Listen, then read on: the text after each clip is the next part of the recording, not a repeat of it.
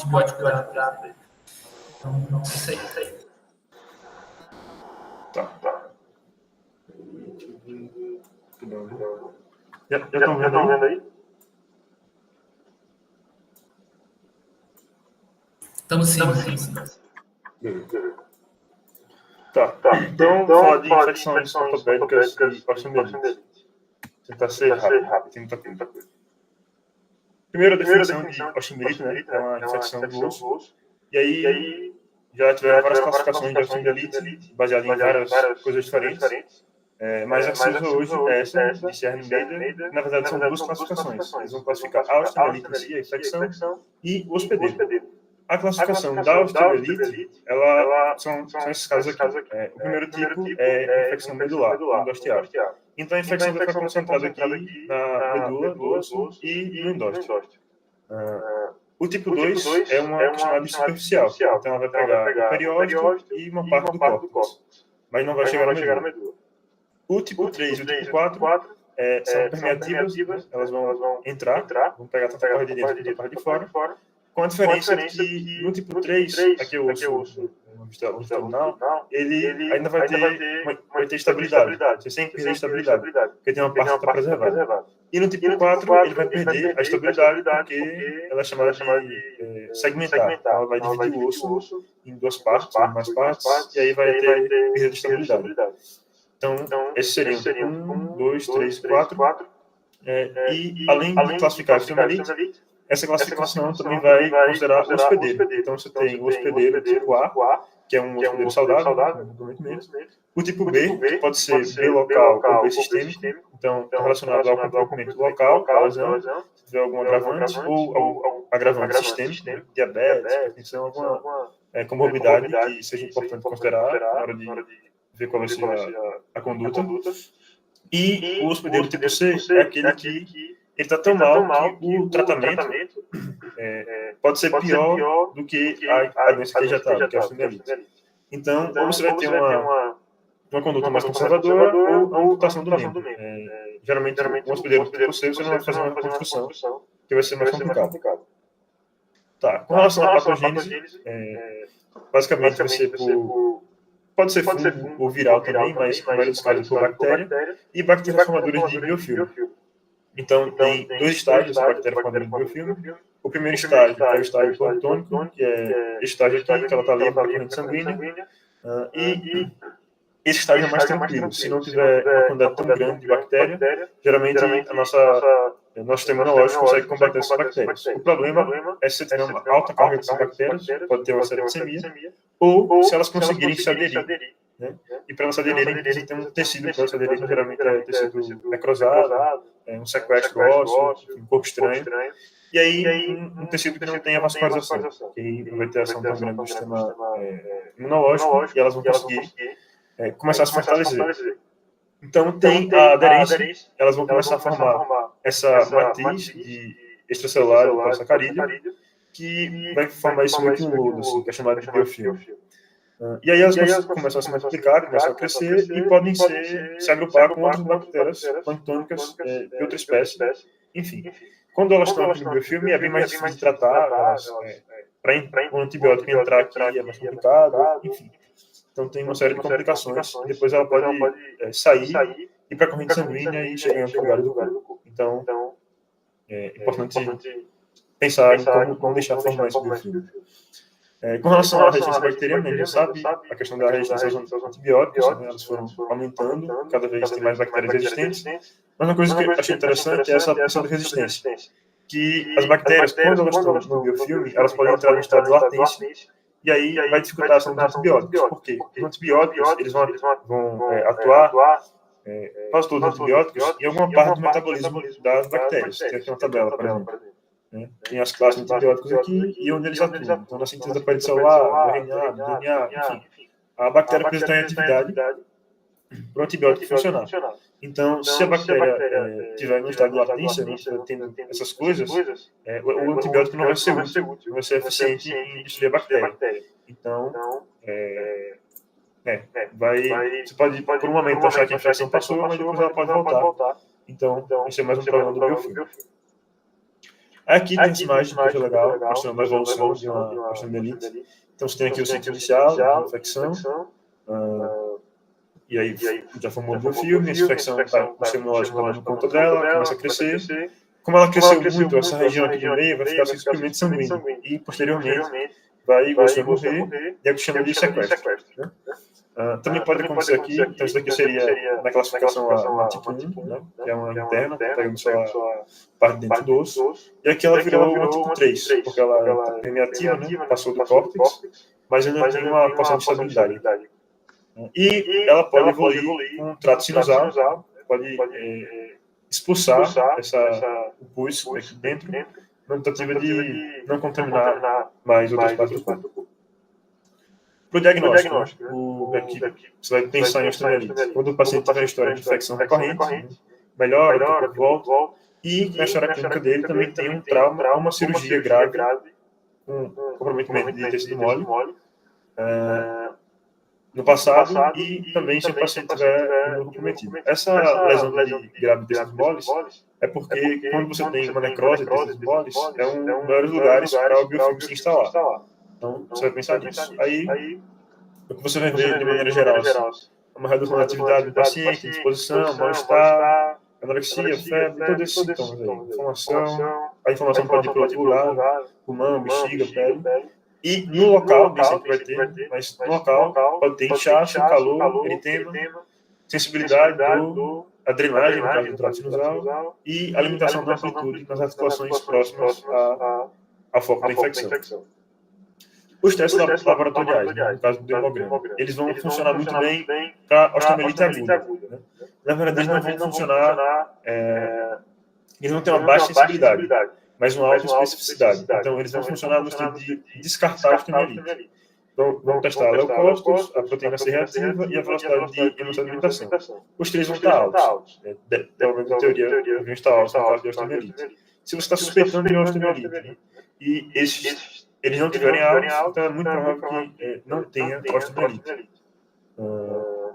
E eles são importantes também para você acompanhar se o tratamento que você está fazendo está surtindo efeito. Então, você mede eles antes de começar o tratamento pela terapia antimicrobiana e depois continua medindo para ver se o nível dele está reduzindo. Então, pode ser um sinal de que o seu tratamento está funcionando. Até essa parte de infecção após o trauma, né, tem um fator de risco, claro, que se teve uma fratura exposta, teve algum procedimento cirúrgico invasivo. Vou tentar adiantar essa parte. Primeiramente, eu vou falar mais para frente.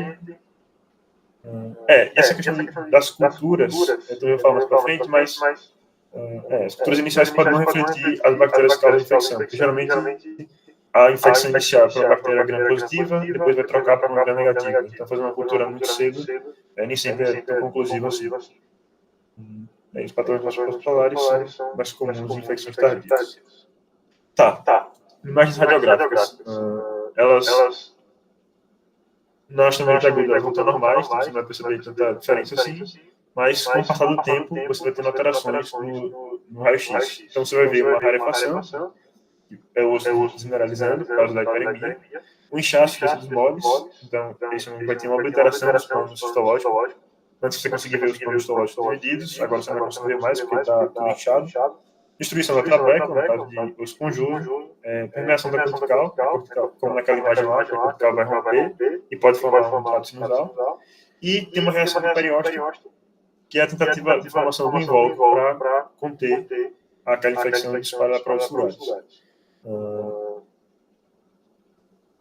implante pode dificultar o reconhecimento das mudanças radiológicas, porque uma das mudanças radiológicas é o crescimento de osso, no caso, pela formação do invólucro. Mas se você tiver com um implante, outras coisas assim, pode ser que o crescimento ósseo seja por causa dessas estruturas, e não necessariamente por causa de uma osteomielite. Então, é mais complicado avaliar a imagem radiográfica no caso de implante. Em casos mais graves, como eu mexi naquela imagem, você pode ver o sequestro, seios e o invólucro sendo formado. Aí, a cintilografia, que tem 3 tipos de cintilografia, é outro exame que pode ser usado para quando você está pensando em osteomielite, e tem esses 3 tipos. Tem a óssea, que vai marcar com isótopos radioativos eritrócitos, a leucocitária vai marcar leucócitos, e a da medula óssea vai focar na medula óssea. Então, falar rapidamente sobre cada uma. A do Tecnest é a cintilografia óssea, é a mais usada ainda, apesar de não ser a melhor, já tem um dos melhores.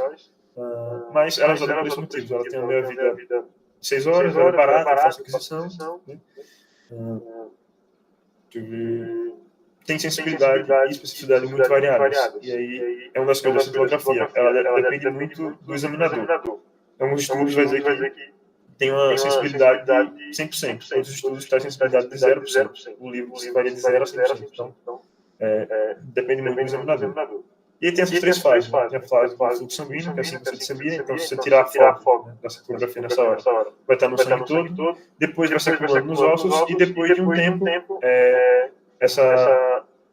o Tecnest ele vai saindo pela urina. E geralmente é feito depois de 2 a 4 horas da injeção, que são feitas as imagens. E aí o acúmulo dele vai estar nos ossos, então você vai conseguir ver melhor os ossos.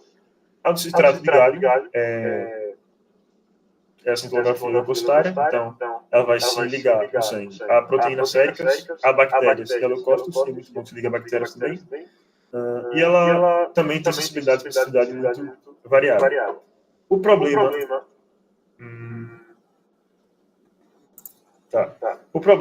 dessa daqui, do galho 67, é que se você estiver tendo outro processo de inflamação óssea, como causado por fratura ou alguma prótese, ela também vai ser um ponto quente na imagem de cintilografia.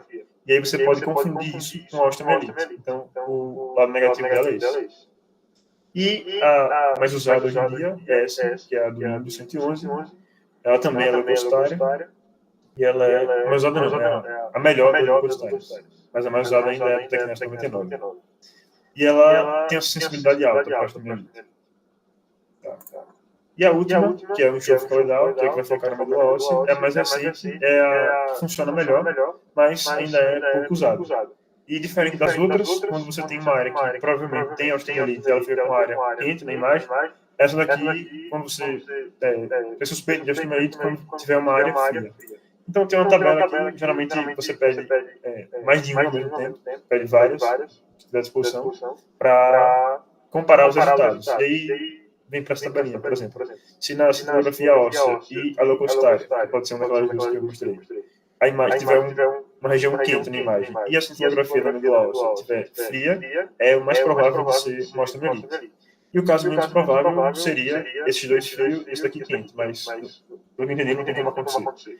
Então, tem esses casos aqui. Nesse caso aqui é improvável, se todos de área fria não tem, enfim, mas esse aqui é o mais provável. Tá. A tomografia... Só rapidinho, Flávio, só comentar. Isso daí está na fase inicial da cintilografia. Você sabe que tem 2 fases, né? Tem a fase precoce e a fase tardia. Na fase tardia, provavelmente na cintilografia, o osso normal, ele também vai ficar quente. Essa análise que eles falam é mais na fase precoce, entendeu? Que mostraria essa alteração. Mas é isso aí, tá certinho. Beleza. Tá. O último exame de imagem, a tomografia,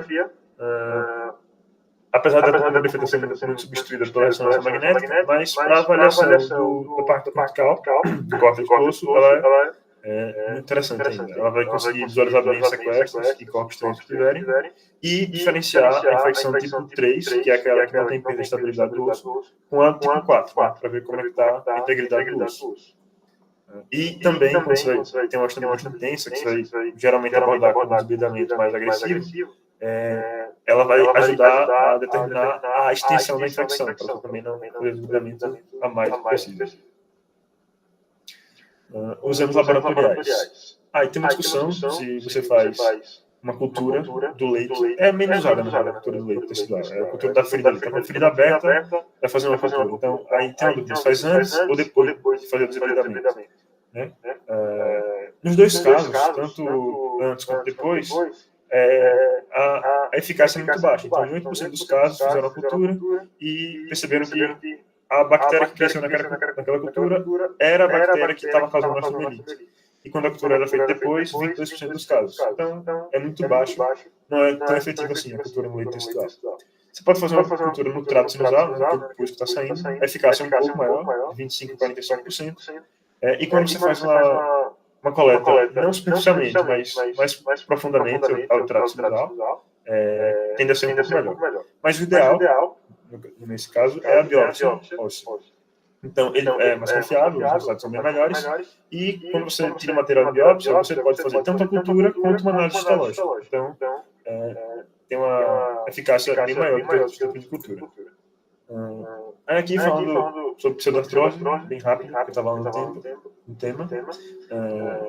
Quando você estava falando em consolidação de fratura, uma fratura consolidada é um dos conceitos, né? Quando você tem ausência de dor e de instabilidade, quando o osso é submetido a estresse, e num exame de raio-x, em 2 vistas, você consegue ver 4 corticais, digamos assim, e 3 delas pelo menos estão unidas. Então, isso quando for uma consolidação indireta, quando existe a formação do calo ósseo. Então, aí você diz que a fratura está consolidada. E um pré-requisito para isso acontecer é que tenha vascularização e estabilidade, que o osso não esteja se mexendo, quando começar um calo, depois tem que formar outro, e que tenha vascularização, tenha sido viável para não acrescentar.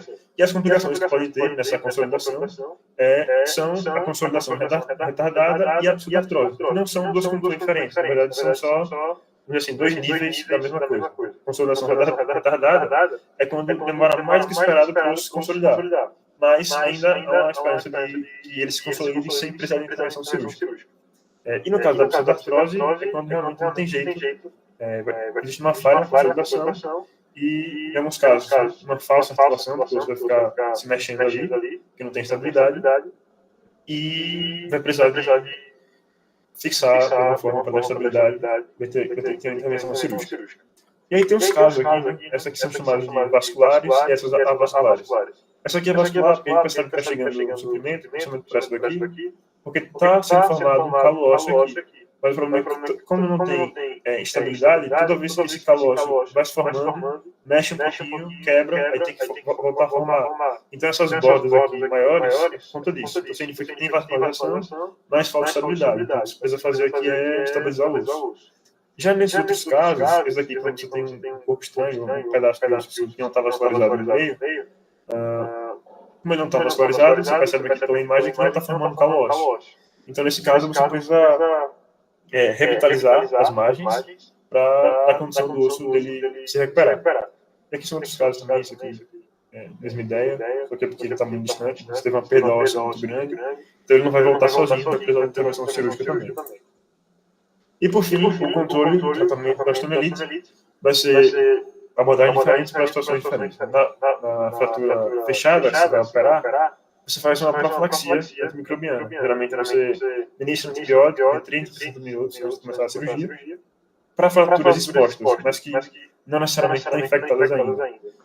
O antibiótico que se usa são cefalosporinas da primeira geração, e aí tem uma discussão sobre esse aminoglicosídeos, que você vai usar por 1 a 3 dias, porque tem uns autores que falam que ele é muito prejudicial ao corpo e que ele não é tão benéfico assim. Então, tem gente que usa, tem gente que não usa. E quando a infecção já está estabelecida, essa é para uma terapia antibiótica mais prolongada, e vai procurar um antibiótico que não seja tão tóxico para o corpo, já que a gente vai ficar tomando por um longo período de tempo. A escolha dos antibióticos. Tem que ser um antibiótico que penetre bem no tecido ósseo. Sempre que possível, substituir um antibiótico por um catéter intravenoso por um antibiótico oral, para diminuir a chance de complicação no catéter, enfim. O tempo vai ser de 2 semanas em diante, nos casos mais graves. A vancomicina, o livro fala, não só o livro, eu vi em outro lugar também, para tomar cuidado com a vancomicina, porque já existem bactérias resistentes à vancomicina, como a Enterococcus resistente à vancomicina. Então, pensar em alternativas para não fazer sempre vancomicina.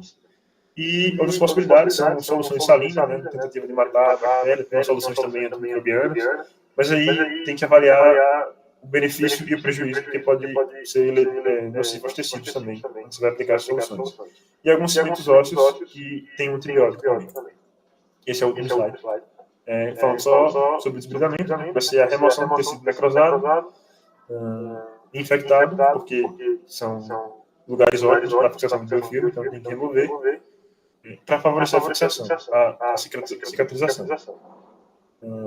Os britânicos têm tecido polis, tem que ser mais cuidadoso para não tirar muito tecido viável, e vai ter esse sinal de páprica, que é um sangramento na cortical do osso, né? Ou na parte esponjosa do osso, um sangramento pontiforme. Então, quando começa a sangrar, você percebe que você atingiu uma parte do osso que está viável, então, na verdade, esse sinal de páprica era para ter ficado no brilhamento ósseo.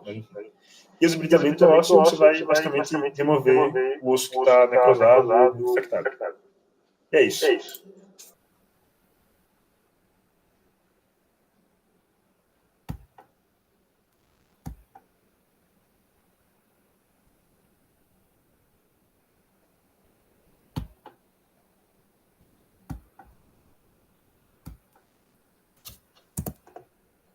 Tá dando para ver?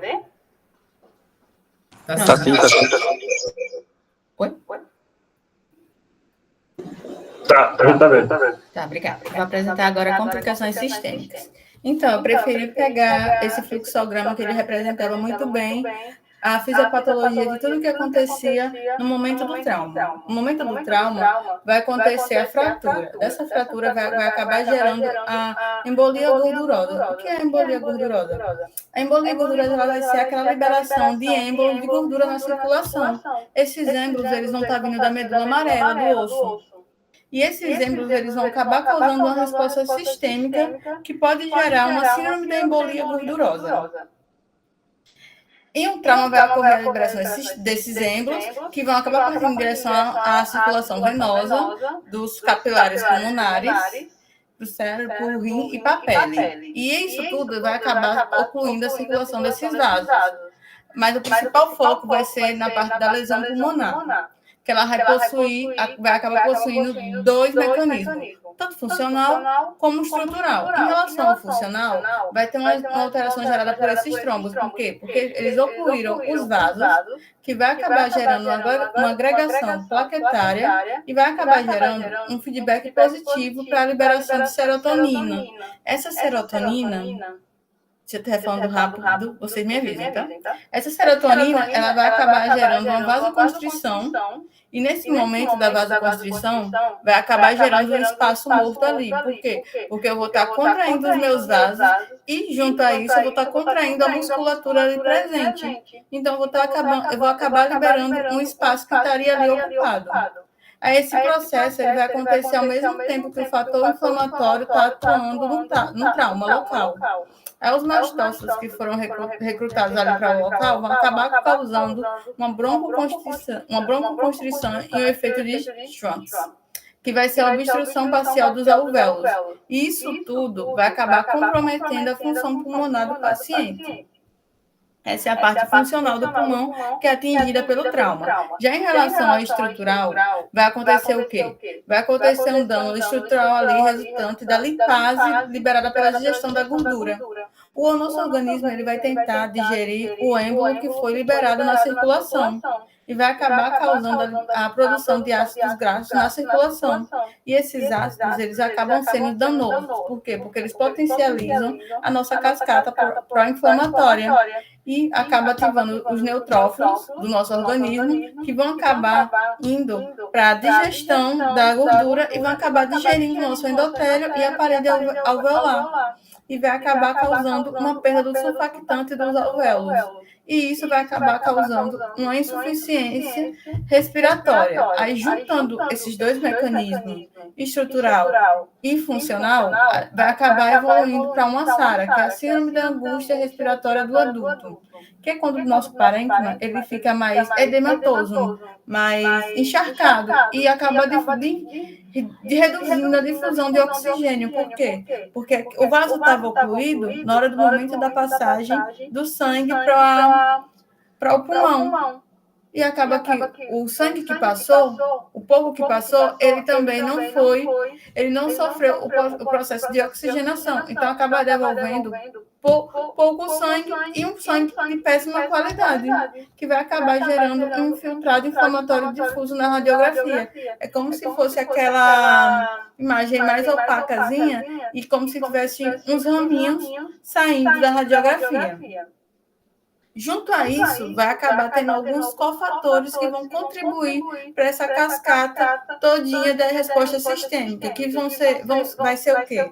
A hipotensão que o paciente pode apresentar, a hipóxia que vai ser gerada por todo esse fator e pode ser potencializada por uma questão já pré-existente do paciente, uma coagulopatia que o paciente pode ter e também uma coagulopatia que pode ser potencializada pela cascata pró-inflamatória, por causa das interleucinas que vão estar ali sendo circulando no nosso organismo. Outra coisa também vai ser a questão da hipotermia. O nosso organismo ele vai estar focado na inflamação local e vai acabar deixando algumas funções do nosso organismo para segundo espaço. E a termorregulação vai ser uma dessas. O hipotálamo ele não vai estar sendo priorizado nesse momento. E ele vai ser o centro da termogênese. Aí, junto a isso tudo, vai acabar gerando todos esses fatores sistêmicos e uma inflamação maior. Em relação à insuficiência respiratória, que é a SARA, ela é bastante comum de acontecer, ela vai auxiliar no momento de determinar a mortalidade do nosso paciente, porque ele vai ser indicativo de gravidade do caso do paciente.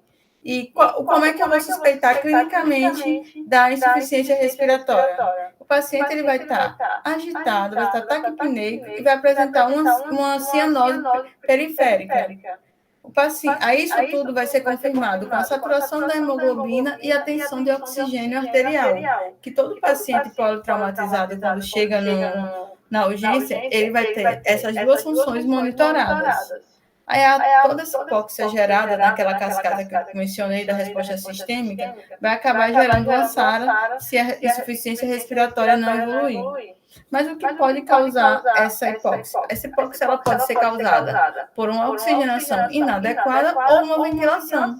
No caso da oxigenação inadequada, vai ser pela obstrução das vias aéreas superiores, principalmente, ou por algum corpo estranho, e também por uma lesão torácica. Essa lesão torácica ela vai ser mais preocupante porque vai ser um indicativo de instabilidade hemodinâmica do paciente, que eu vou abordar mais à frente um pouquinho com uma cirurgia que é realizada a princípio na urgência. Já em relação à insuficiência respiratória tipo 2, que é a ventilação inadequada, ela vai ser resultante de uma lesão craniana, que vai ter ou de uma toxicidade farmacológica, que vai ser o quê? Quando o paciente ele já possui uma comorbidade prévia e ele está fazendo uso de uma medicação que vai acabar sendo tóxica para o seu organismo, porque a metabolização do organismo vai estar potencializada tanto no fígado como nos rins. Ou também pelo consumo de algumas drogas momentos antes do trauma. A cirurgia que eu tinha mencionado a vocês é a cirurgia ortopédica de controle de dano. Essa cirurgia ela vai ser realizada no primeiro contato com o paciente politraumatizado. Ela vai visar o quê? A estabilização rápida do paciente e também vai ser uma forma minimamente invasiva. Por quê? Porque eu quero causar a estabilização do meu paciente. Eu não quero que ele fique em uma cirurgia longa a princípio. Por quê?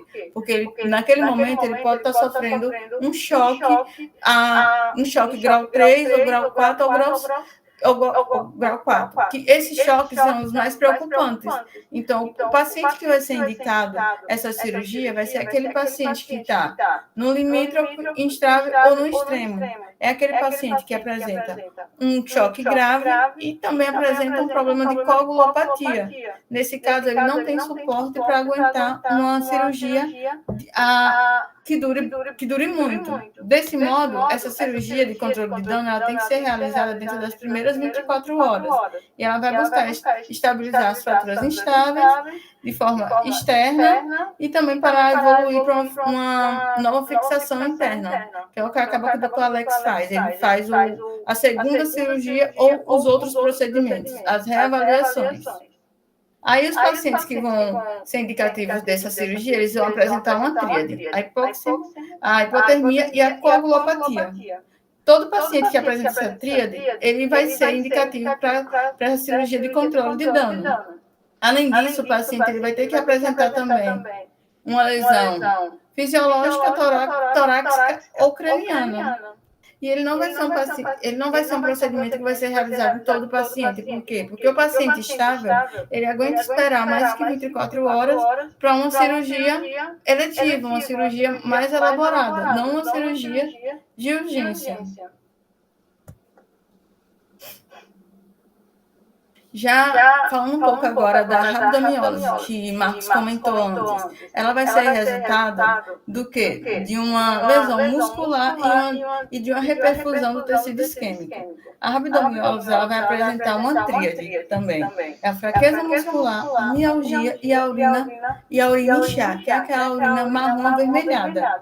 Essa urina ela vai ser resultado da ruptura de células musculoesqueléticas, que vai acabar liberando enzimas e substâncias intracelulares na circulação, que a principal enzima conhecida é a creatina quinase.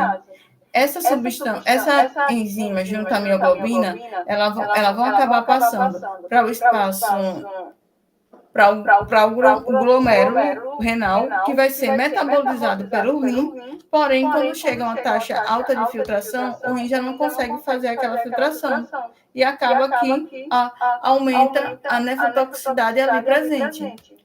Contudo, o que acontece na rabdomiólise é que o processo inflamatório do paciente politraumatizado já tá elevado. E acaba que essa liberação de outras enzimas potencializa mais ainda. Então, pode evoluir para uma insuficiência renal aguda, e vai acabar sendo demonstrada como? Quando o meu paciente apresentar essa diurese marrom avermelhada ou com análise de outros fatores, como o bicarbonato.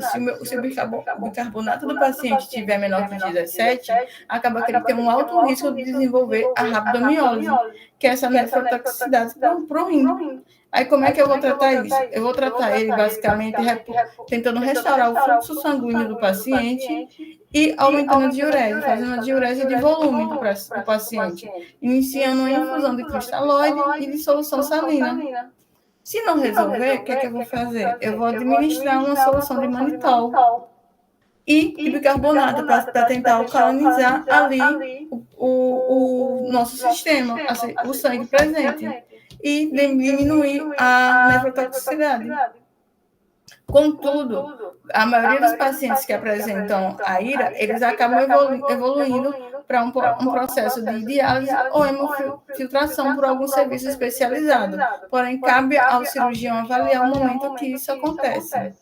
Outra forma de tratamento também para a rabdomiólise é a fasciotomia. É assim que fala, eu posso estar errada. A fasciotomia vai ser a liberação da pressão da cavidade, que vai ser abordada na síndrome compartimental. Eu vou aliviar a pressão dos compartimentos ali. E isso pode acabar acarretando na resolução do processo que está evoluindo para a liberação das enzimas. Falando um pouquinho de tromboembolismo, eu não vou me aprofundar muito, porque Ju vai falar logo em seguida disso. Em relação ao tromboembolismo, eu acho que é primordial conhecer a tríade de Bich, que é a extra e a lesão endotelial e a hipercoagulabilidade. A estase sanguínea é a desaceleração, a parada do fluxo. E ela vai vir da onde? Vai vir da imobilização prolongada, da insuficiência venosa e da compressão venosa. Em relação à insuficiência venosa, vai ser como? Vai ser o acúmulo de sangue nas veias, principalmente nas veias das pernas, que vai acabar aumentando o risco de trombose. Já em relação à compressão venosa, ela vai vir de por exemplo, de um tumor ou de um tecido adiposo em maior volume ali, que vai acabar comprimindo as veias. E no caso da ortopedia, da imobilização prolongada. Isso tudo vai acabar fazendo com que o fluxo sanguíneo ele fique reduzido e vai acabar acumulando sangue ali e propiciando a formação de coágulos. Já a lesão endotelial, ela vai ser causada pelo dano nas células que revestem os nossos vasos. o endotélio. E como é que acaba causando essa lesão? Ela pode ser tanto pelo trauma como pela cirurgia. E também pela inflamação, como eu tinha mencionado a vocês, que os neutrófilos, em alguns casos, eles acabam digerindo a parede do endotélio. Isso tudo vai acabar expondo o colágeno e outras substâncias de adesão, que vai potencializar a adesão plaquetária e facilita a formação do trombo. Em relação ao fator de hipercoagulabilidade, geralmente é uma tendência genética. É geralmente quem tem a tendência de coagular mais vezes, mais rápido. E está ligado ao fator 5 de Leydig, que isso vai acabar mostrando que o paciente ele tem uma tendência ao risco de trombose. E como identificar isso? Num paciente de uma cirurgia eletiva, a gente pode avaliar isso analisando esses fatores. Porém, numa cirurgia de urgência, vai acabar analisando a facilidade desse paciente de sangrar ou não. Já em outras condições que podem acabar contribuindo para isso, é a presença de um câncer ou de uma síndrome nefrotóxica. Como eu tinha mencionado para vocês, aí ela também contribui para a hipercoagulabilidade. E outros fatores também que são adquiridos, principalmente a mulher. A mulher que faz uso de anticoncepcionais, ou que está grávida, ou faz uso de terapia hormonal, ela tem esse fator aumentado. São fatores que podem ser modificados. E quando o sangue é mais propenso à formação de coágulo, ele acaba sendo propenso à formação de trombos. Aí a interação desses três fatores vai acabar fazendo a propensão desses trombos. E como é que eu vou avaliar o meu paciente, a minha profilaxia? Como eu vou fazer isso? Através do score de Caprini. O score de Caprini ele é bastante utilizado, principalmente numa cirurgia eletiva. Eu vou pontuar conforme se o paciente apresentou um acidente vascular encefálico há menos de um mês, se ele tem uma artropatia eletiva, uma fratura de quadril, de perna ou pelve, acaba pontuando bastante, ou se o paciente é politraumatizado. Junto a isso, eu vou acabar encaixando meu paciente num baixo risco, no baixíssimo risco e no risco moderado ou alto risco, para acabar fazendo a profilaxia ou não, fazendo uso da heparina, da enoxaparina ou da deltaparina. Outra forma de avaliar também é através do score de Wells.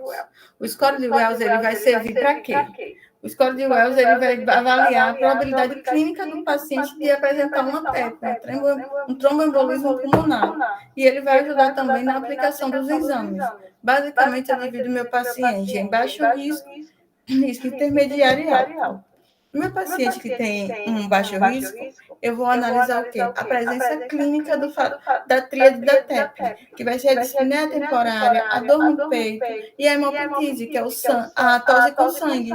Se meu paciente apresentar essa tríade, eu vou realizar o dedímero. E esse dedímero vai me indicar ou não se eu preciso solicitar um exame de imagem para me aprofundar mais um pouco.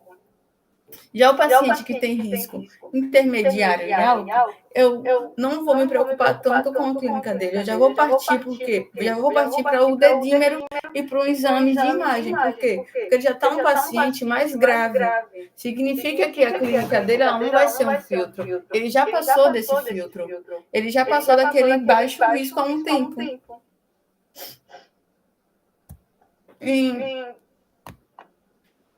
E quais exames eu vou avaliar isso? A ultrassom com Doppler é bastante usada, porém ela tem um fator que fala contra ela. Ela é operador dependente. Eu dependo da experiência do médico que está utilizando aquele ultrassom com Doppler. E também tem a angiografia pulmonar por TC, que é o padrão ouro mais utilizado em um serviço de alto grau de especialização, porque ele vai servir para localizar o trombo e mostrar como está a circulação daquele paciente. Outro exame utilizado também vai ser a radiografia de tórax. Por quê? Porque eu vou acabar verificando o que é que está causando, ou um diagnóstico diferencial. Porque a atelectasia, ela pode causar tudo isso e pode ser um diagnóstico diferencial. E se eu resolver ela, acaba que eu não preciso fazer um tratamento mais invasivo para o meu paciente. Falando um pouco agora da febre no pós-operatório, ela vai ser resultado da cascata inflamatória presente desde o início do trauma, desde aquela lesão local lá. Por quê? Porque ela vai liberar as citocinas pró-inflamatórias. E a febre é uma resposta que o nosso sistema imune está funcionando. Contudo, acaba que essa febre ela pode ser potencializada por outros fatores, como a transfusão sanguínea, a presença do hematoma. Por quê? Porque a presença do hematoma está mostrando que eu tenho aqui minha cascata de coagulação ali presente. E a cascata de coagulação anda junto com a cascata inflamatória, pela presença do fibrinogênio e da fibrina. Porém, quando é que a minha febre ela vai ser preocupante? A febre vai ser preocupante quando ela surgir a partir do 5º dia. Porque ela vai estar indicando para mim que tem um processo infeccioso. A primeira coisa que eu vou questionar é de onde está vindo esse processo infeccioso? Eu vou verificar se o meu paciente está fazendo uso de algum dispositivo. Geralmente, o dispositivo que mais causa a infecção é o catéter, tanto vascular como urinário. É nesse momento que eu vou analisar. Vou solicitar os exames laboratoriais do meu paciente, novamente. Já aquela febre que surge entre o 5º e o 7º dia, ela vai indicar para mim que tem infecção no sítio cirúrgico. Aí é nesse momento que eu vou avaliar ou não se a medicação que eu adentrei, como o Flávio tinha mencionado, os antibióticos foram efetivos, ou se eu preciso fazer uma nova abordagem daquela cirurgia. E se aquele momento é oportuno ou não. Desculpa, meu papagaio está falando aqui, gente. Em relação às sequelas. Quais são as principais sequelas? São em relação à cognição e à neuromuscular. Em relação à cognição, o paciente, quando ele passa muito tempo no hospital, ele acaba sendo afetado. Por quê? Porque tem um fator psicológico que envolve tudo ali. Acaba que a depressão e outras doenças psicológicas, elas são o carro-chefe da cognição. E outra coisa também é quando existe uma lesão mais local no cérebro ou na medula. Porém, elas acabam entrando em segundo plano. Já em relação à sequela neuromuscular, ela vai estar mais relacionada ao trauma. Ao que o trauma atingiu, se atingiu o músculo, se atingiu qual osso, a extensão daquela lesão e qual nervo atingiu. Porque tudo isso vai acabar acarretando na qualidade de vida do meu paciente. E como eu vou me preocupar com ele posteriormente, não só no momento da cirurgia.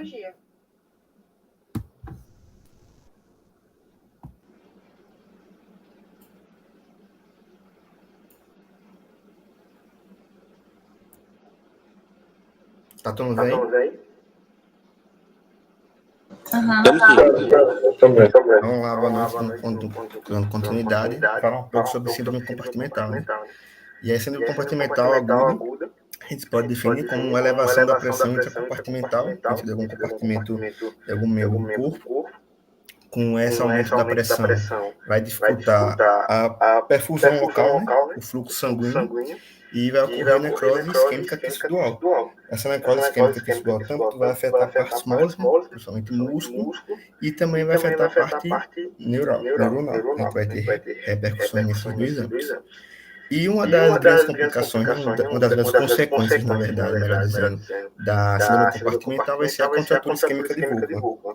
É o estágio final da síndrome compartimental, onde vai ocorrer necrose muscular irreversível, né, com alteração da histologia, que já não vai ter mais histologicamente tecido muscular, mas tecido morto, tecido necrótico, com a contratura isquêmica. A gente vai ter esse aspecto de contração, né, do músculo, substituído por fibrose ou por tecido morto. Aí tem uma imagem aqui de uma fasciotomia de um antebraço e uma imagem de um antebraço com contratura de Volkmann.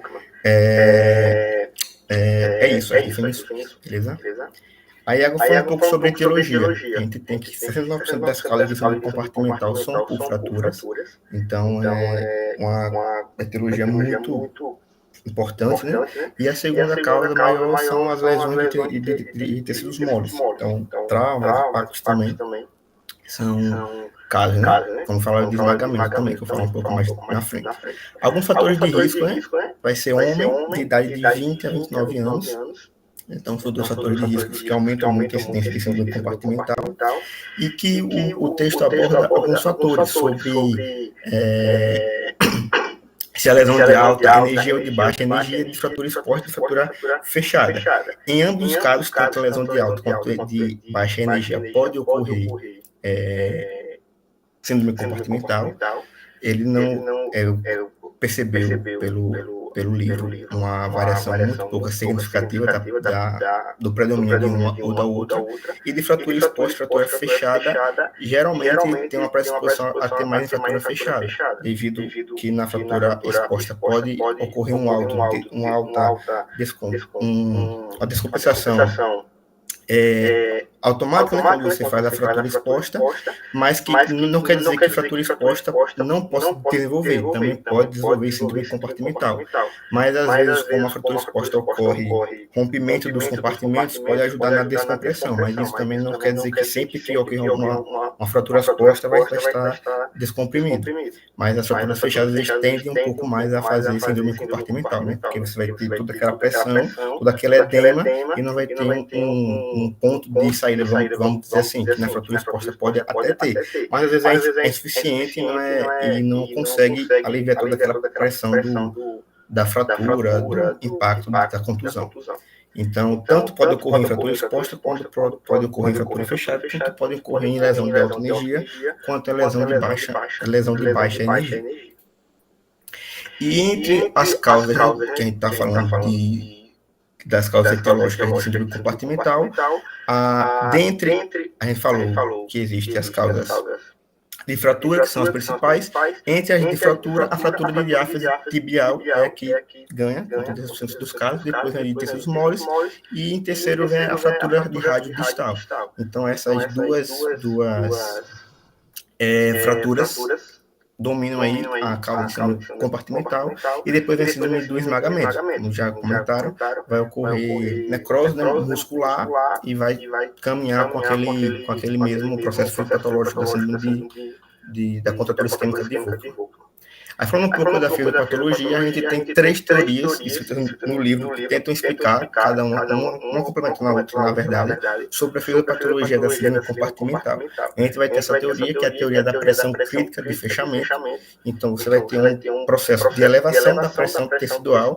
Essa elevação vai diminuir a pressão transmural, que é a pressão que mantém o vaso aberto, vamos dizer assim, mantém um vaso pérvio, e essa pressão, quando ela cai, acaba que a pressão tecidual empurra a parede do vaso, o vaso não resiste a essa pressão e oclui. E uma oclusão vascular vai ocorrer uma isquemia. Essa isquemia vai deixar de fornecer, né, nutrientes e oxigênio, e vai acabar acarretando morte e necrose. E uma das, vamos dizer, contradições dessa teoria é porque esse processo isquêmico ele libera potentes agentes vasodilatadores, que não permitiriam que esses vasos ficassem ocluídos por muito tempo. Então, o próprio livro ele traz essa contradição dentro da explicação dessa parte da fisiopatologia, mas fala que isso também é um dos mecanismos que pode ocorrer juntamente com os outros. Como nessa teoria da redução do gradiente artério-venoso, ou seja, eu vou ter um aumento da pressão do compartimento, eu vou ter um aumento da pressão venosa, e a gente sabe que para que ocorra um fluxo, você tem que ter um local de alta pressão e de baixa pressão, né? Lá na microcirculação, eu vou ter as arteriolas como o meu terminal de alta pressão e as vênulas de baixa pressão, e o sangue vai fluir das arteriolas para as vênulas. Se eu tenho um aumento da pressão da minha parte venosa, do terminal venoso, eu vou diminuir o meu fluxo. Se eu diminuir o meu fluxo, eu vou ter menos sangue chegando, menos troca de nutrientes, menos troca de oxigênio, e vão causar sofrimento para essas células, para essas estruturas celulares que estão no meu tecido. Então, essa redução do gradiente artério-venoso, devido ao aumento da pressão, vai limitar o fluxo sanguíneo e vai contribuir para a isquemia e vai contribuir para a necrose. E aqui seria um exemplo nessa imagem, né, do aumento da pressão. outra teoria, que é a teoria da oclusão microvascular. Então, também segue praticamente o mesmo raciocínio, o aumento da pressão intracompartimental vai acabar ocluindo os capilares sanguíneos, né, a nível microvascular, e vai aumentar um pouco a permeabilidade da membrana e aumenta o fluxo de fluido para fora do capilar. E aí causa dificuldade em manter um fluxo entre a artéria a arteríola e a vênula. E acaba fechando o capilar. Consequência, né, dessas três teorias, né? Você vai ter uma necrose muscular, uma necrose neuronal. Além disso, você não vai ter consolidação óssea.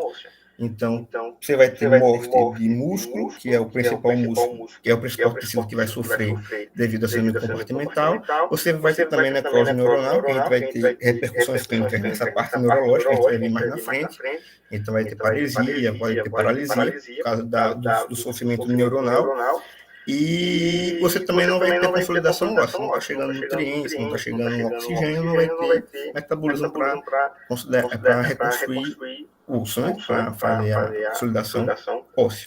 E aí ele vai definir como sendo comportamental quando a pressão tecidual for mais do que 30 milímetros abaixo da pressão arterial média. Essa definição que está lá no livro. Aí falando um pouco sobre o diagnóstico clínico, né? Como é que a gente vai identificar que o paciente tem síndrome compartimental. Ele fala alguns sinais, né, do exame físico, então o exame físico seriado para avaliar dor desproporcional à situação clínica, então paciente com muita dor e que não reage a medicamentos analgésicos, com a dor muito intensa, é um sinal. Dor excruciante na extensão passiva do compartimento. Então, se você tiver um paciente com síndrome compartimental, a extensão passiva desse compartimento vai causar uma dor muito intensa. O edema, né? Às vezes nem todos os compartimentos é possível ver o edema palpar, mas vai estar edemaciado. Aí as repercussões um pouco mais neurológicas que eu tenho falado, que é a parestesia e a hipoestesia dos nervos afetados. O paciente vai falar que está com sensação de formigamento, aquela sensação de desconforto, porque já está acometendo os nervos que passam por aquele compartimento que está com aumento de pressão, e alguns sinais tardios, que não são mau prognósticos, porque já indicam que está em um estado avançado. Que seria a paralisia do membro, que seria praticamente perda da capacidade de inervação, e ausência de pulso distal, que também é um sinal tardio muito ruim, porque pode vir a causar até necessidade de amputação, a depender do estado de necrose e de perda de vasos, né, nessa região. Só que esses sinais individualmente são de baixíssima sensibilidade, alguns têm de 10, 12, 15% de sensibilidade, ou seja, não são, né, assim, um só você não pode usar para diagnosticar. Mas o livro traz que você achar 2 desses achados, mais a paresia, vai aumentar a sua sensibilidade em 90%. Então, pode-se fazer, né, o exame físico seriado, olhar sempre esses parâmetros, lembrar que esses 2 últimos são tardios, então não necessariamente tem que ter ausência de pulso para ter síndrome compartimental, nem tem que ter paralisia, pelo contrário, são sinais que a gente não quer que venham a ter, porque se chegarem a acontecer, são sinais de mau prognóstico, o paciente está com uma síndrome compartimental avançada.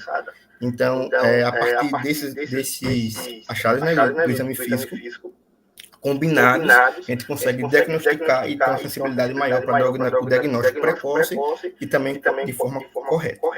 Mas além do diagnóstico clínico, a gente pode ter o diagnóstico com monitorização, né, da pressão compartimental, ou seja, eu vou medir em loco, né, in situ, como é que está a pressão do meu compartimento. Isso é feito por meio da inserção de uma agulha, e eu trouxe aqui esses 2 exemplos de com uma coluna de água, né, um manômetro, e que é um modelo digital, que vai sair aqui um númerozinho no monitor.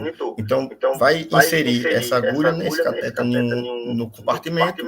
O livro ele traz essa orientação, né, que é inserir a agulha numa área 5 centímetros no nível da lesão, no caso de uma fratura.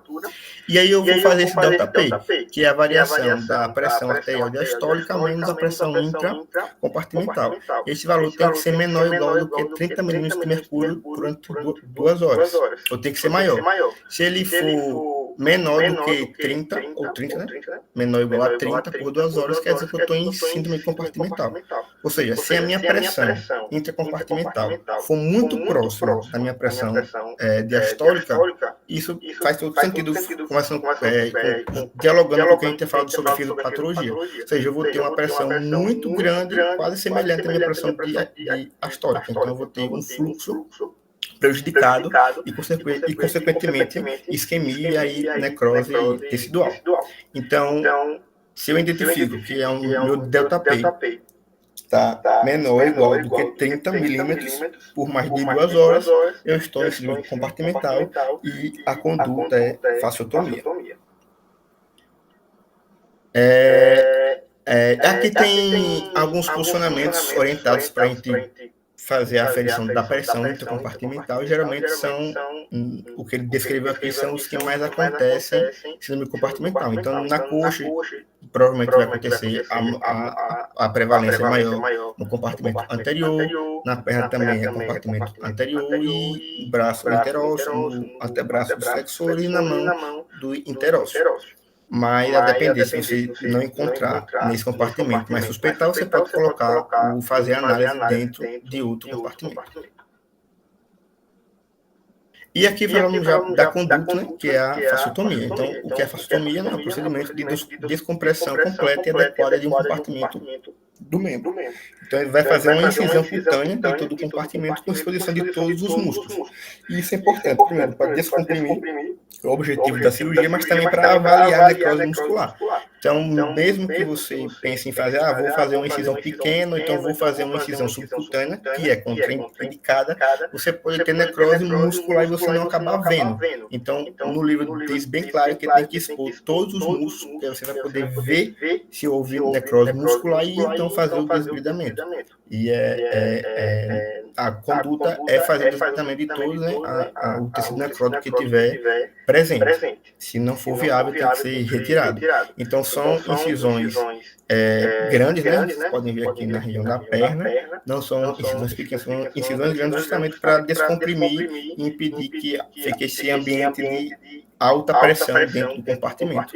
Então, faz a fasciotomia, faz a incisão na face e libera a pressão desse compartimento. Aí, falando sobre os membros em específico, né? Aqui ele traz um corte sobre a fasciotomia da perna, e aqui a perna vai ter 4 compartimentos: o compartimento anterior, o compartimento lateral, o posterior profundo e o posterior superficial. E aí, para você descomprimir, ele dá a técnica de dupla incisão, que seria uma incisão para descomprimir o compartimento anterior e lateral, e uma outra incisão para descomprimir o compartimento posterior profundo e o posterior superficial. Então, seria a incisão para descomprimir o comprimento anterior, o compartimento anterior e lateral seria uma incisão cutânea lateral entre o septo intramuscular, faz uma incisão na face e libera esse compartimento. Tem que ter atenção porque ele tem um nervo fibular superficial nessa região, para não acabar lesando. E já para liberar o compartimento posterior superficial e posterior profundo, faz uma incisão cutânea a 2 centímetros da borda medial da tíbia. Afasta posteriormente o compartimento superficial para visualizar o compartimento posterior. E também prestar atenção com a veia e o nervo safeno e vasos e nervos tibiais posteriores também nessa região. Para a fasciotomia da coxa, ela é mais simples do que o da... lembrando que geralmente tende-se a fazer as duas. Então, faz dupla incisão, faz esses 2 cortes, como está aqui, e tem-se a descompressão, né? Tem-se a fasciotomia da perna, porque já que epidemiologicamente aqui tem mais maior prevalência, né? Que é a diáfise tibial, então é que mais se tem até fotos. A da coxa, praticamente, no livro só descreve que ou vai ser anterior ou vai ser posterior, sendo que é muito mais fácil ser no compartimento anterior e que praticamente não existe sendo compartimental no compartimento do adutor. Mas ele traz, né, as vias, então a incisão para o anterior e posterior, uma incisão única, com pena lateral, como está aqui nessa foto, e para o adutor seria uma incisão média sobre os adutores, mas no livro deixa bem claro que é muito raro ter esse núcleo compartimental nos adutores, geralmente tem no compartimento anterior, que vai ser por essa via aqui. Já na fasciotomia do antebraço, a gente vai ter o compartimento volar, né, que seria os flexores anterior, e o compartimento dorsal e dos extensores. E para fazer a descompressão, seria uma incisão relativamente grande, que sairia do tendão do bíceps até a palma da mão. E você, com essa incisão volar, você já conseguiria descomprimir tanto o compartimento volar quanto o compartimento dorsal.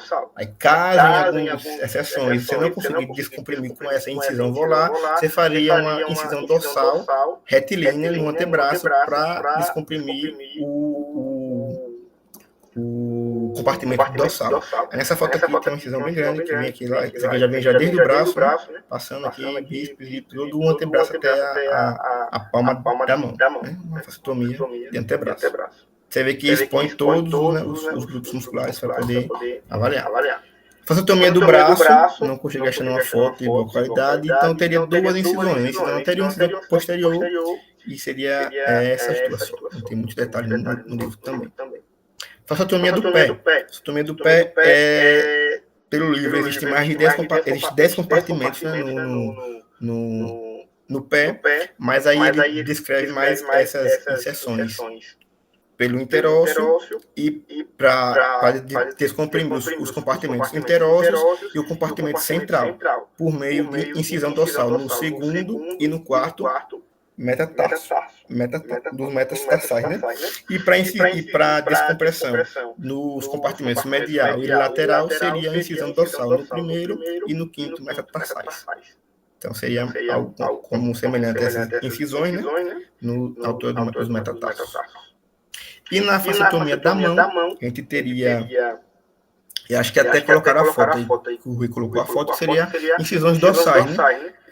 Para liberar os compartimentos interósseos e para liberar os compartimentos tenar e hipotenar, incisão nessas iminências, já na parte ventral da palma da mão.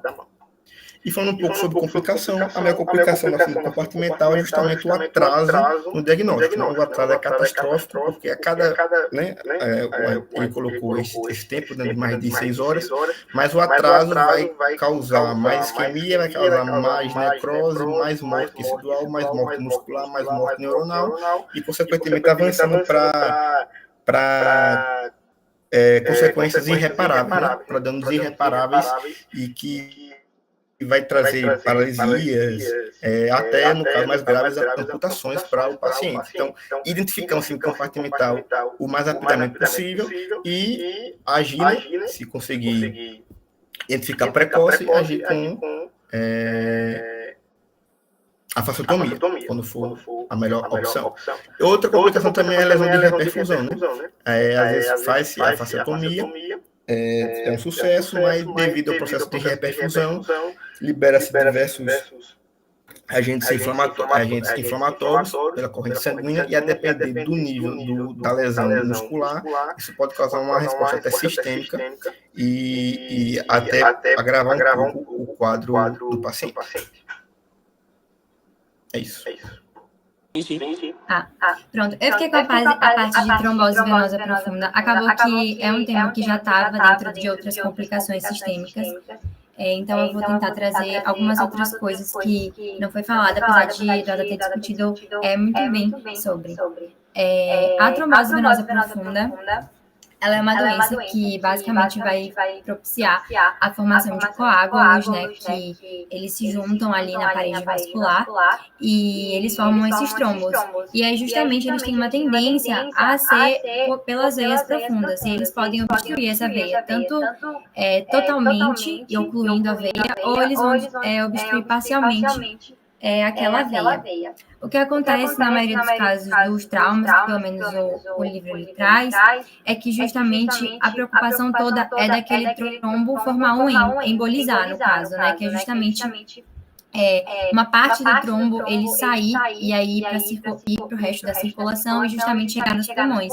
E aí, quando chega nos pulmões, é muito comum o paciente politraumatizado ele morrer disso, né, da embolia pulmonar. Bom, em relação à resposta à lesão, a gente vai ter a tríade, que Eduardo já comentou um pouco, que é justamente a tríade de Virchow, que ele traz 3 fatores fisiológicos relacionados ao indivíduo para propiciar a formação de trombos.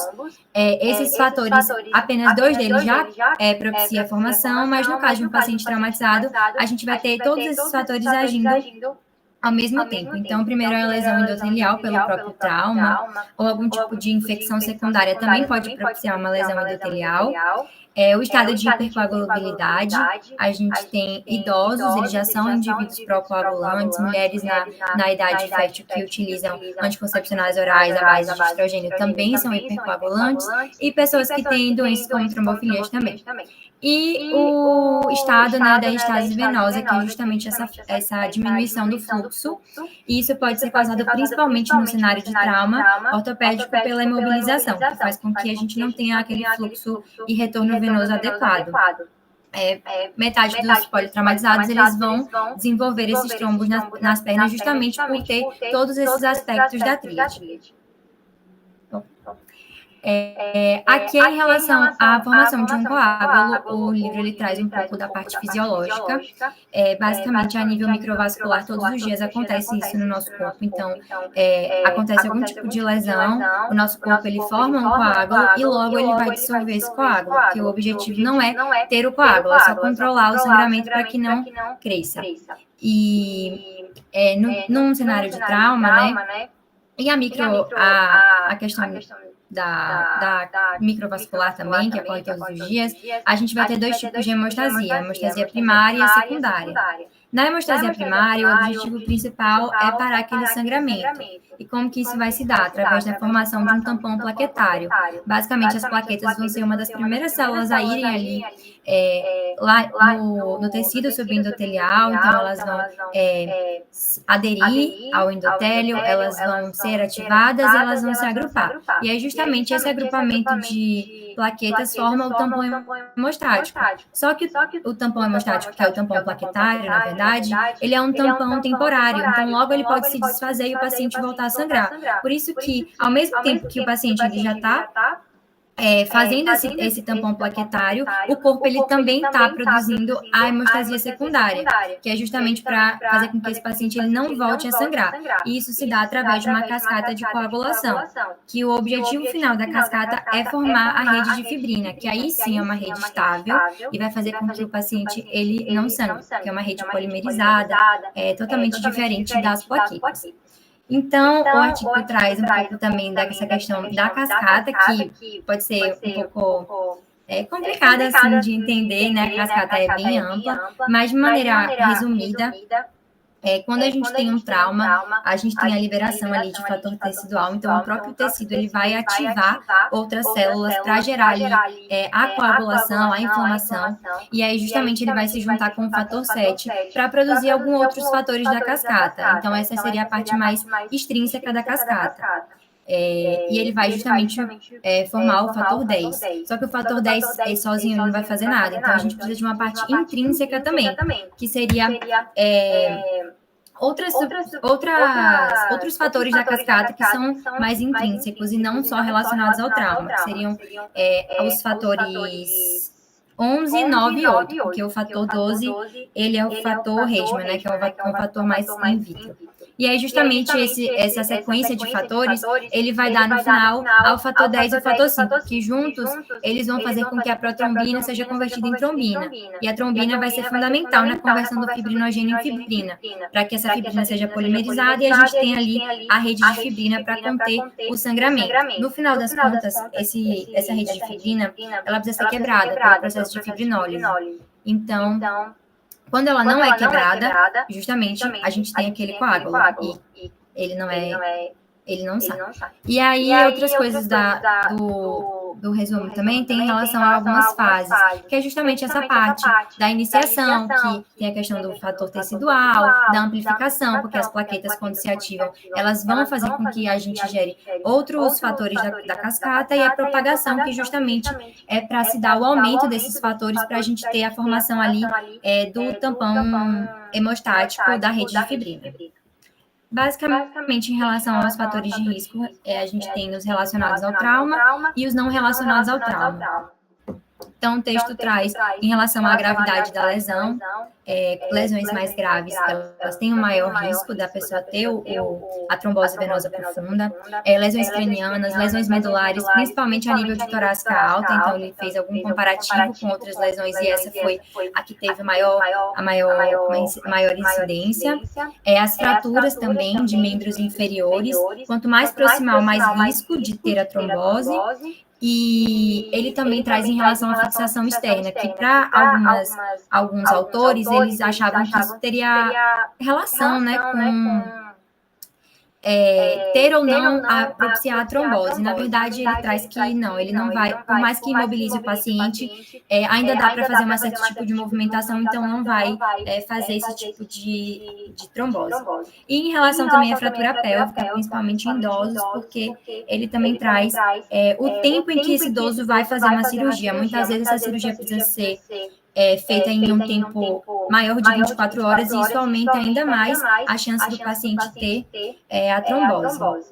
Em relação aos fatores de risco não traumáticos, basicamente tem o índice de Caprin, que ele já foi trazido, mas basicamente é um índice de triagem, porque a gente não pode considerar só os fatores do trauma, da lesão do paciente. A gente precisa considerar também os fatores antes do trauma. Quais são os fatores que o indivíduo ele já tem? E aí, justamente, esse índice, ele traz uma pontuação para a gente avaliar. É um índice mais ambulatorial, para a gente também ver em relação aos exames que a gente vai pedir ao paciente. Mas ele justamente traz algumas fraturas que podem ter um risco baixo, então, fraturas em outros locais, mas justamente pelo paciente ter outras comorbidades, esse paciente pode ser um paciente de alto risco, justamente pelos fatores serem cumulativos. Então, a gente tem essa pontuação de 0 a 2 seria um risco baixo para desenvolver a trombose venosa profunda, 3 a 4 moderado, e maior que 5 é um risco alto. Aqui é a escala um pouco mais ampliada, para vocês terem uma ideia, mas a conclusão geral é que, basicamente, quanto maior a idade do paciente, maior ele vai pontuar. A obesidade também está relacionada a isso, então, quanto maior o IMC do paciente, maior o risco, até porque a obesidade ela também está associada com outros fatores da tríade, né? A gente tem a estase venosa, por conta da diminuição da mobilidade do indivíduo, e alguns outros fatores, a presença de trombofilias, o tempo de cirurgia, e as fraturas de quadril, pélvico perna, ou seja, fraturas de membros inferiores e quadril, são fraturas mais graves. Então, isso também vai trazer ali um quadro de risco maior para o paciente. Tem outros fatores também relacionados à mulher, então, se a mulher recentemente teve um parto, enfim, se ela usa contraceptivo, que já foi trazido no início, e também se ela tem algum tipo de abortos recorrentes, porque também vai estar associado à trombose. O texto ele traz também em relação à triagem de rotina, como se a gente devesse evitar esse tipo de prática, até por conta de dar muitos falsos positivos. E aí, na triagem de rotina, ele traz 2 exames, a venografia e a ultrassonografia. A ultrassonografia seria por base de compressão. Então, aqui é um exame que ele é um exame positivo, né?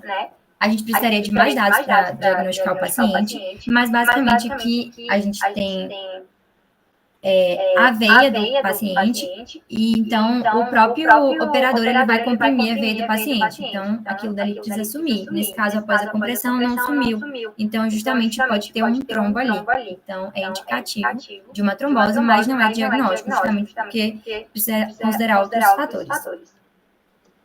Esse score também é o score de Wells, que ele vai estar relacionado à trombose venosa profunda. Tem o da embolia pulmonar, esse é o da trombose, então ele é diferente. Em relação ao score de Wells, desculpa, o score de Wells, que é mais a nível ambulatorial. O índice de Caprini não, ele pode ser a nível hospitalar também. Basicamente, é para a gente definir a sequência de exames que o paciente vai ter. Então, aqui a gente tem algumas pontuações. O texto traz que a maior evidência de todas elas, do quadro clínico do paciente, seria uma diferença do inchaço da panturrilha. Então, basicamente, seria um edema assimétrico que aquele paciente vai apresentar. E, com base nisso, sendo maior que 3 centímetros, quando a gente for medir, a gente vai ter uma maior incidência, né, nesses pacientes. Mas tem outros fatores também relacionados. Basicamente, o edema, quando ele for compressível, se o paciente tem algum tipo de paresia de membros inferiores, se ele estava acamado, tudo isso vai contribuir para aquele meu paciente, ele ter ou não uma probabilidade de ter a trombose. E é justamente se meu paciente ele tem uma probabilidade muito baixa, a gente pode pedir um exame laboratorial como o dedímero. Só que o dedímero ele é um exame que ele não é específico para trombose, até porque se o paciente tiver uma infecção, por exemplo, o dedímero ele vai estar aumentado. Se o paciente pontuar de 1 a 2, ele vai ter que passar por algum outro exame. Claro, ele vai passar pelo dedímero também, mas ele vai precisar, por exemplo, de uma ultrassonografia. E já se o paciente ele tiver uma pontuação alta, que é maior ou igual a 3, aí justamente ele vai fazer a ultrassonografia de compressão e a angiografia pulmonar por TC, porque o maior risco da trombose venosa profunda é embolizar aí para o pulmão. E aí justamente naqueles pacientes traumatizados a gente tem essa preocupação. Aqui é um pouco do quadro clínico daquele paciente. Basicamente o paciente ele vai ter um edema, muitas vezes esse edema ele é assimétrico. Pode ter dor também, principalmente no trajeto venoso, empastamento muscular. Existem 2 sinais clínicos que a gente pode estar associando também. Tem o de Romans e o de Bancroft. O de Romans, basicamente, você vai fazer uma dorsiflexão do pé do paciente e vai ser positivo se o paciente ele sentir dor na panturrilha. E o de Bancroft, você vai fazer um aperto na panturrilha. E aí, justamente, quando você comprimir a panturrilha do paciente e ele sentir dor, esse sinal, ele vai ser positivo também. Em relação à prevenção da trombose venosa profunda, a gente tem 2 tipos, a quimioprofilaxia através das medicações e as mecânicas. Em relação às medicações, eu tentei dar uma resumida, porque ele traz bastante medicações, mas basicamente ele fala que na maioria dos pacientes a medicação com maior evidência seria a heparina de baixo peso molecular, que é a enoxaparina. Ela vai justamente se ligar com o fator 10A, que é aquele fator que, na cascata, ele junto com o 5A, ele vai converter a protrombina em trombina. Então, ele vai fazer com que não haja essa conversão, então o paciente ele coagule menos. E uma vantagem dele seria a meia-vida. Ele tem uma meia-vida curta. E isso é bom para o momento ali hospitalar, porque isso permite que a gente tenha uma janela cirúrgica para operar aquele paciente. Então, por isso que ele é o mais usado. Mas tem alguns outros também, como, por exemplo, os DOACs, que seria os de uso oral, como a rivaroxabana, que eles vão ser usados mais quando a gente precisa fazer uma profilaxia aumentada, por exemplo, um paciente idoso que teve uma fratura de quadril, e aí a gente vai precisar aumentar ali o tempo de uso dos anticoagulantes. Bom, em relação aos dispositivos mecânicos, o texto ele traz 3, as meias elásticas graduadas, a compressão pneumática intermitente e o filtro de veia cava inferior. Ele traz que esses dispositivos mecânicos, eles não têm assim, tanta evidência na literatura, mas que muitas vezes, por terem um custo acessível, principalmente as meias graduadas, e muitas vezes é um paciente que ele não tem um risco muito alto, ele é de baixo risco, mas ele tem uma preocupação em desenvolver a trombose. Então, ele pode fazer uso desse tipo de dispositivo, já que ele não é um paciente indicado, por exemplo, para uma quimioprofilaxia, já que ele tem um baixo risco. Então, não teria um problema, mas em pacientes que têm alto risco, a gente faz essa junção da quimio com a mecanoprofilaxia. E em relação ao filtro de veia cava inferior, eu vi que ele não é tão usado, ele tem algumas complicações que podem estar associadas, então esse filtro ele pode romper, ele pode migrar, então eu não vi assim muita utilização dele. Bom, em relação ao tratamento, Basicamente, se o paciente ele pode andar, ele é um paciente de baixo risco, a gente vai fazer um acompanhamento ambulatorial desse paciente. E claro, se ele tiver um medo muito grande de ter uma trombose, por exemplo, pode haver uma conversa entre o paciente e o médico para eles definirem se ele vai usar ou não algum tipo de mecanoprofilaxia. Se ele vai precisar de um anticoagulante, ou seja, um paciente que está em risco, né, de hemorragia, a gente vai usar o anticoagulante e depois a gente precisa usar a varfarina. A varfarina, ela é um antagonista da vitamina K, porque existem alguns fatores da cascata de coagulação que eles dependem da vitamina K, então a gente vai fazer esse antagonismo para parar a cascata, e aí a varfarina ela já pode ser usada também por mais tempo, ou algo que o texto traz aqui justamente para a gente não precisar ficar trocando de medicação, a gente pode usar a rivaroxabana, que a gente tem o uso contínuo dela. Contínuo que eu digo assim, a gente não precisa usar, por exemplo, uma heparina e substituir pela varfarina, a gente pode desde o início do tratamento do paciente usar um DOAX. Em relação há um fator temporário que gerou a trombose venosa profunda, o texto traz que é usado por 3 meses a anticoagulação. Se tiver coágulos na panturrilha ou no fêmur, aí existe um acompanhamento um pouco mais agressivo, né? O coágulo na panturrilha ele pode ser usado como anticoagulante, mas pode também ser acompanhado por ultrassonografia, justamente porque quanto mais proximal, mais perigoso. E o do fêmur, que é o mais perigoso por ser mais proximal, aí é feito a trombólise, juntamente com alguns casos de flegmasias, que eu ainda vou mostrar, que são quadros um pouco mais, que podem evoluir, por exemplo, para uma gangrena venosa e tudo mais. E aí, se o paciente, ele de fato está com embolia pulmonar, então a gente precisa oxigenar esse paciente, a gente precisa injetar fluidos no paciente e também anticoagular aquele paciente. O tratamento, ele vai se dividir, né, em relação às fraturas, isoladas ou não. Basicamente, a primeira linha seria a mobilização, que vai inibir a estase venosa. Essa mobilização, ela não é utilizada quando o paciente ele tem fratura de membros inferiores e tornozelo e pélvis, viram que não tem muita eficácia. E em relação à profilaxia mecânica, em fratura pode ser combinado, né? Justamente se o paciente ele tiver alto risco, a gente combina a quimioprofilaxia com a mecânica. E a segunda linha é a quimioprofilaxia, justamente quando o paciente principalmente tem risco alto, né? Fraturas de quadril, fraturas de pelve, fraturas de membros inferiores, lesão craniana, lesão medular, principalmente torácica alta. Apesar que a quimioprofilaxia na lesão medular ela não tem tanta evidência, suporte de evidência, assim como na lesão cerebral. E o texto traz também que alguns profissionais, eles têm uma prática de passar aspirina, né, por um mês depois da alta, e ele mostrou que, na verdade, não é tão eficaz como outros tipos de medicamentos, então ele não corrobora com esse tipo de atitude. Em relação às complicações, a gente tem a embolia pulmonar, que é justamente a que a Eduarda comentou, né? Quanto mais proximal, mais risco de embolizar e ir para o pulmão. Tem a síndrome